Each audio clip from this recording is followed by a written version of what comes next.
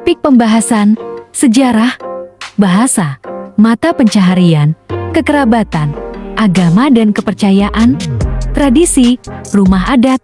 Sejarah suku Tidore. Orang Tidore mendiami Pulau Tidore yang terletak di sebelah selatan Pulau Ternate atau di sebelah barat Pulau Halmahera.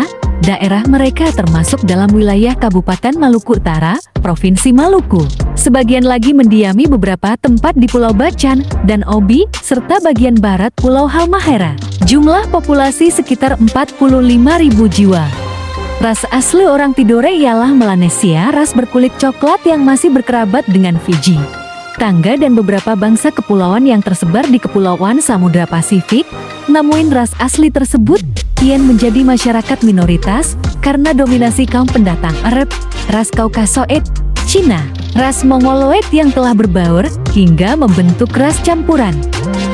Bahasa. Orang Tidore memiliki bahasa sendiri yakni bahasa Tidore. Di samping itu, mereka juga memahami bahasa Ternate yang sejak lama menjadi lingua franca di kawasan Halmahera. Para pengamat kebudayaan di daerah Maluku Utara dan Halmahera Tengah pernah membuat pembagian daerah kebudayaan yakni daerah kebudayaan Ternate, daerah kebudayaan Tidore, dan daerah kebudayaan Bacan.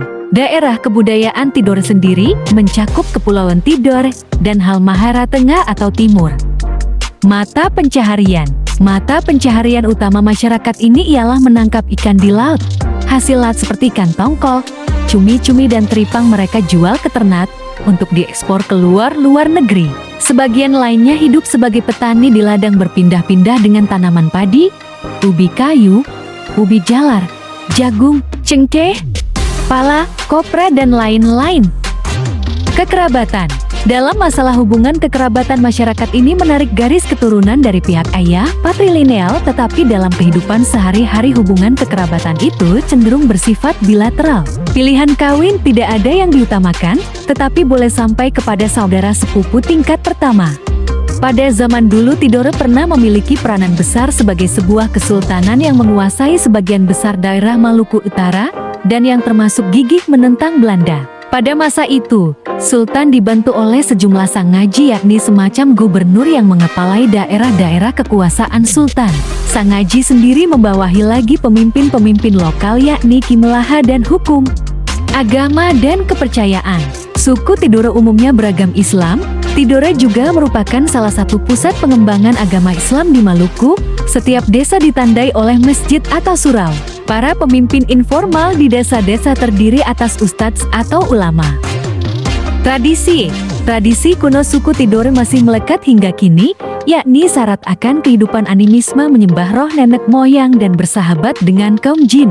Meski pada persoalan animisme dalam agama Islam bertolak belakang, namun para ulama penyebar Islam di tanah Maluku Utara berhasil Syekh Yakub hingga Imam Jafar serta ulama lainnya mampu dan berhasil memberikan pengetahuan dasar hakikat guna memberikan pemahaman akan kosmo kekuasaan dan kalayak kepemimpinan alam yang sebenarnya lewat pengenalan identitas ketuhanan ilahi tanpa menggeser fondasi keimanan utama masyarakat akan kepercayaan peran roh nenek moyang dalam kehidupan dan adatnya yang dimani jauh sejak Islam ada. Rumah adat. Rumah adat suku Tidore bernama Fola Sawohi. Kata Fola Sawohi berasal dari kata Fola dan Sawohi.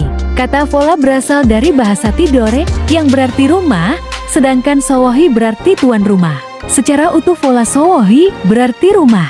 Atap rumah terbuat dari rumbia yang konstruksi bangunannya melambangkan kekayaan budaya.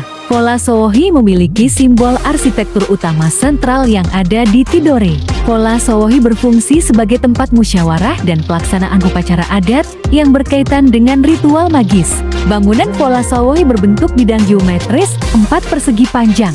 Fola Sawohi berlantai tanah.